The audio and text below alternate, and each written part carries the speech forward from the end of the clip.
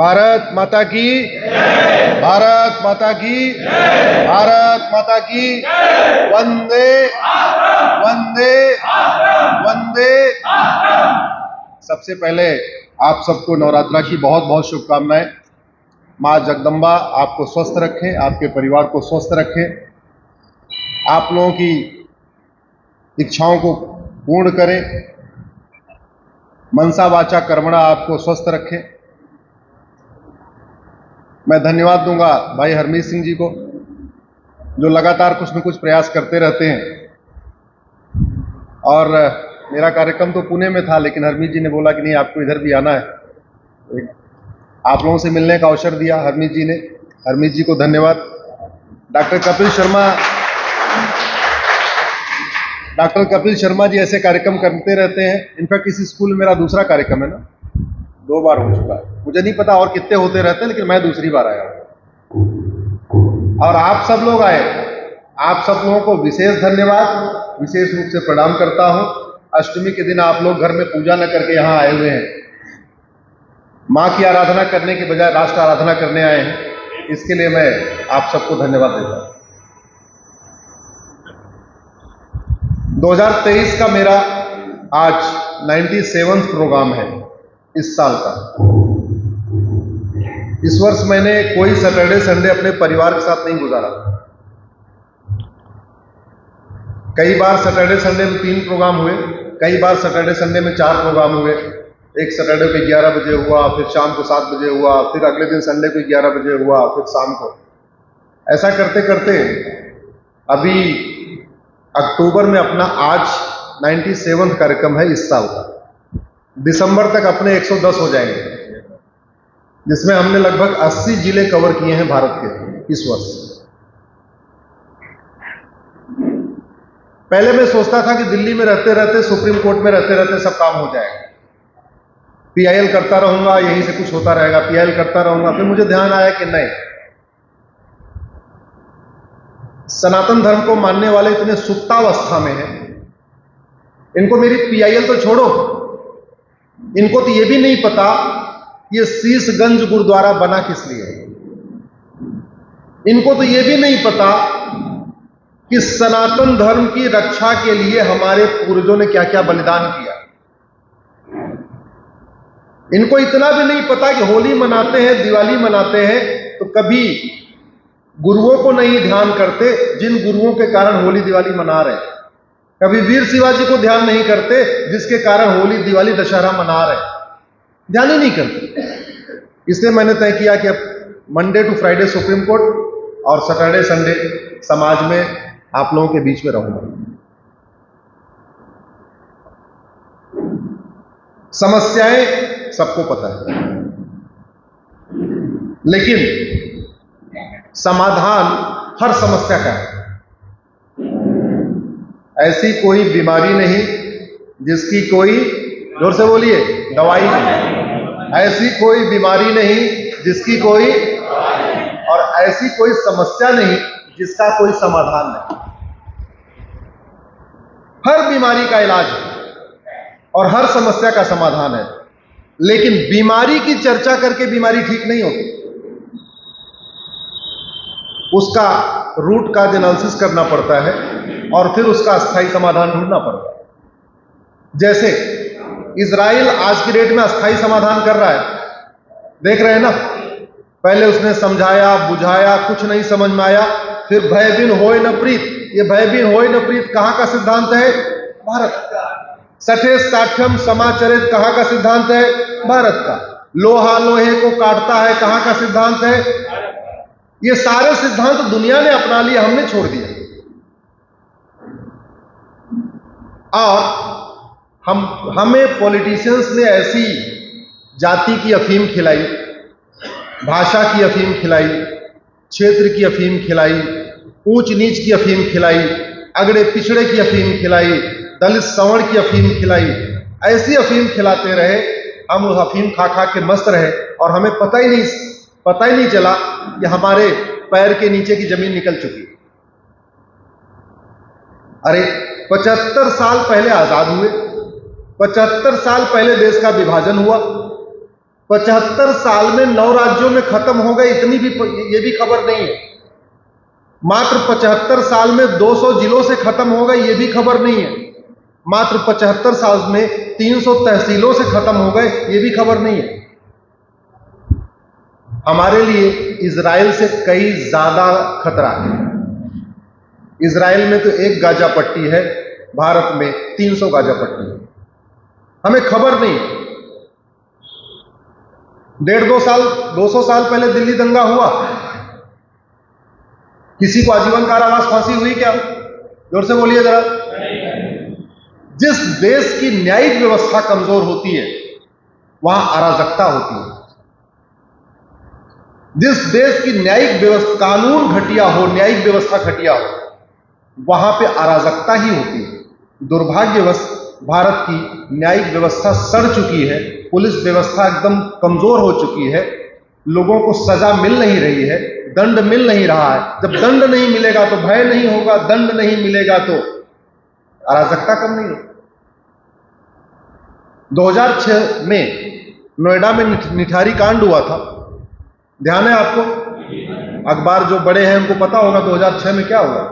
19 लोगों का नरकंकाल मिला, एक ही घर में छोटे छोटे बच्चों का नरकंकाल, महिलाओं का, बेटियों का रेप हुआ, मर्डर हुआ, उनके कलेजे निकाल लिए गए।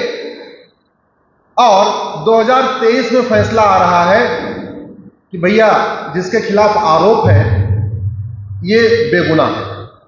तो क्या 19 बच्चों की, 19 महिलाओं की हत्या फिर किसने किया? जिस जज ने ये कहा कि हमको कोई सबूत नहीं दिख रहा है, उस जज ने पंधेर और कोली का नार्को पॉलीग्राफ मैपिंग क्यों नहीं करा लिया? अरे एक बार नार्को टेस्ट करा लेते, पॉलीग्राफ टेस्ट करा लेते, ब्रेन मैपिंग करा लेते, वो तीनों अगर बेगुनाह होते तो तब छोड़ते। अगर आपको पुलिस की जांच पे भरोसा नहीं, सीबीआई की जांच पे भरोसा नहीं, अपना दिमाग लगा लो। खुद कहते भाई ठीक है, इसके खिलाफ जो एविडेंस हमें पूरे नहीं मिल रहे, एक काम करो, इन दोनों का narco test, polygraph test, brain mapping करो और मेरे सामने करो। न्याय देना है। 19 महिलाओं की हत्या हुई है, 19 बच्चियों की हत्या हुई है, जघन्य हत्या हुई है, उनके अंग के टुकड़े टुकड़े काटे गए हैं, और आप कह रहे हो कोई सबूत नहीं मिल रहा। दिल्ली दंगों वालों का किसी को आजीवन कारावास फांसी हुई क्या? जोर से बोलिए जरा। यहां 70,000 करोड़ का कॉमनवेल्थ घोटाला हुआ, किसी को आजीवन कारावास फांसी हुई क्या? 1,76,000 करोड़ का 2G घोटाला हुआ, किसी को आजीवन कारावास फांसी हुई क्या? 1,86,000 करोड़ का कोयला घोटाला हुआ, किसी को आजीवन कारावास फांसी हुई क्या? जयपुर में कन्हैया तेली की जघन्य हत्या हुई, सामने सामने कपड़ा सिलवाने के नाम पे आए, गला काट दिया, किसी को आजीवन कारावास फांसी हुई क्या? लोग धमकी देते रहते हैं, मैं ये कर दूंगा, सनातन धर्म को खत्म कर दूंगा, किसी को आजीवन कारावास फांसी हुई क्या? भारत की न्यायिक व्यवस्था सड़ चुकी है, पूरी जिम्मेदारी के साथ कह रहा हूं। और चूंकि दंड नहीं मिल रहा है, एक तो कानून भी कमजोर है, ऊपर से व्यवस्था सड़ गई। बड़े बड़े वकील कर लेते हैं, और वो वकील जब चाहते हैं 100-100, 200 तारीख लेते रहते हैं, और जज साहब तारीख पे तारीख देते रहते हैं। इस देश की आधी समस्या खत्म हो जाए अगर जस्टिस विद इन ईयर लागू हो जाए। 1 साल के अंदर मुकदमों का फैसला होना शुरू हो जाए तो मैं गारंटी के साथ कहता हूं आधी समस्याओं का समाधान हो जाए।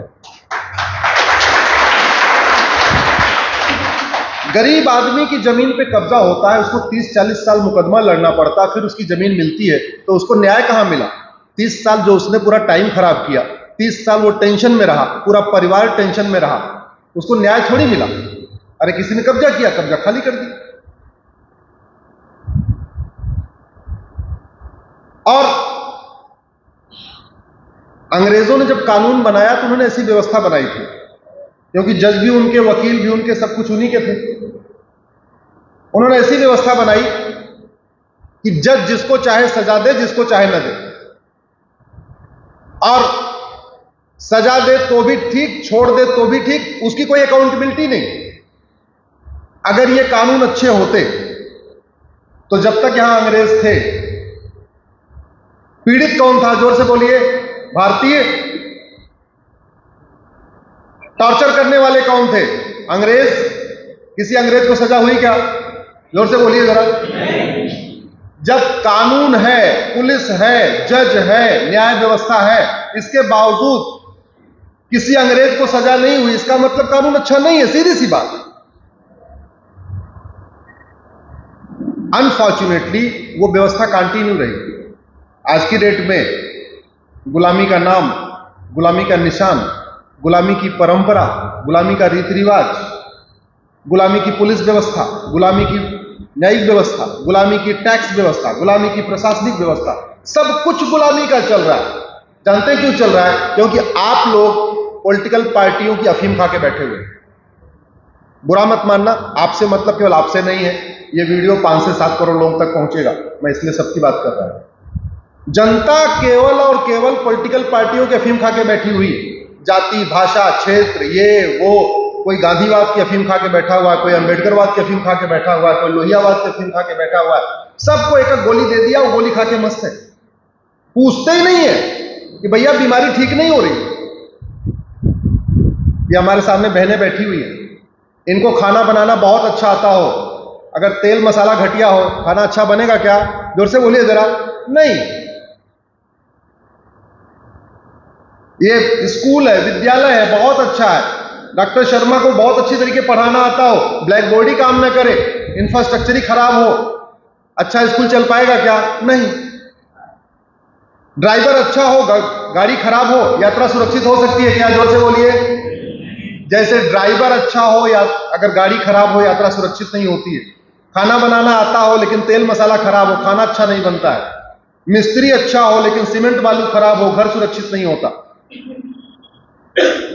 डॉक्टर अच्छा हो, दवा घटिया हो, बीमारी ठीक नहीं होती। वैसे शासक कितना ही अच्छा हो, जब तक नियम कानून अच्छे नहीं होते तब तक किसी भी तरीके की अराजकता कम नहीं होती। भारत में घूसखोरी है क्योंकि घूसखोरों को सजा नहीं मिल रही है, जमाखोरी है क्योंकि सजा नहीं मिलती, मिलावटखोरी है क्योंकि सजा नहीं मिलती, कालाबाजारी है क्योंकि सजा नहीं मिलती, नशा तस्करी है क्योंकि सजा नहीं मिलती, मानव तस्करी है क्योंकि सजा नहीं मिलती, अलगाववाद है क्योंकि जल्दी सजा नहीं होती, आतंकवाद है क्योंकि जल्दी सजा नहीं होती, जिहाद है क्योंकि जल्दी सजा नहीं होती, सड़क के किनारे अवैध निर्माण बनते हैं क्योंकि जल्दी सजा नहीं होती। जितनी समस्याएं हैं इसका मूल कारण है सड़ी हुई न्यायिक व्यवस्था। और दुनिया के कई देशों में जस्टिस विद इन ईयर का कॉन्सेप्ट लागू है। जस्टिस विद इन ईयर का मतलब 1 घंटे के अंदर एफआईआर, 1 महीने के अंदर जांच और 1 साल के अंदर फैसला।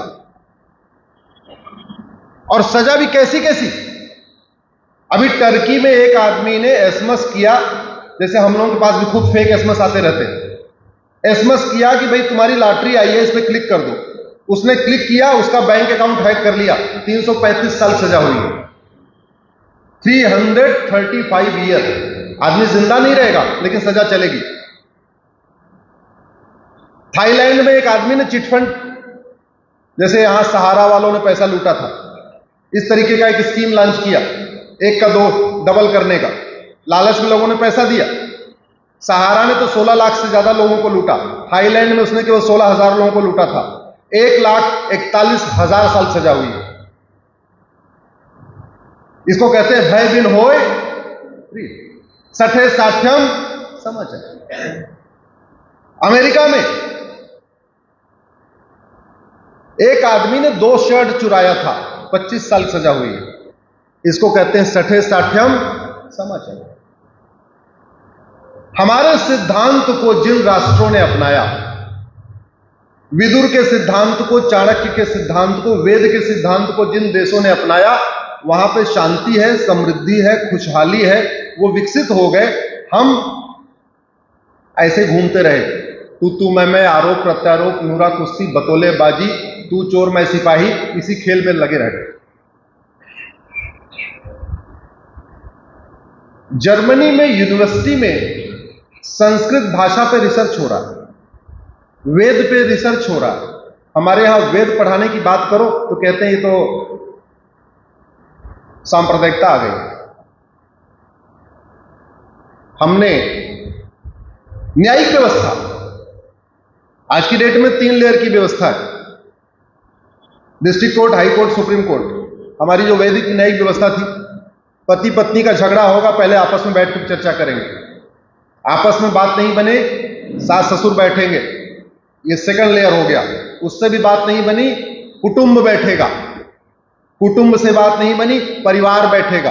कुटुंब और परिवार में अंतर होता है। कुटुंब का मतलब ब्लड रिलेटिव, परिवार का मतलब चाचा ताऊ सब आ गए। कोई विवाद हुआ, पहले खुद बैठे आमने सामने दोनों पक्ष, नहीं बात बनी, कुटुंब, कुटुंब के ऊपर परिवार, परिवार के ऊपर ग्राम, ग्राम के ऊपर, इस तरीके से करते करते 7 लेयर की। राजा के पास मुकदमा जाता ही नहीं। हमारे देश में आज की डेट में छोटा सा कुछ हो रहा है, सीधे सीधे थाने चले गए, मुकदमा हो गया, पता चला केस सही है कि गलत है, उधर भी जेल इधर भी जेल, लड़ रहे हैं, लड़े जा रहे हैं। अगर हमने वो व्यवस्था लागू किया होता, खासतौर पर जो फैमिली कोर्ट के मैटर है, भैया ठीक है, पहले पति पत्नी बैठ लो, फिर दोनों उधर के दोनों कुटुंब बैठ लो, फिर उधर के दोनों परिवार बैठ लो, फिर मौसा मामा को भी बुला लो, ऐसे कर करके व्यवस्था अपने आप ही ठीक कर लो, ऊपर लेवल जाने की जरूरत ही नहीं।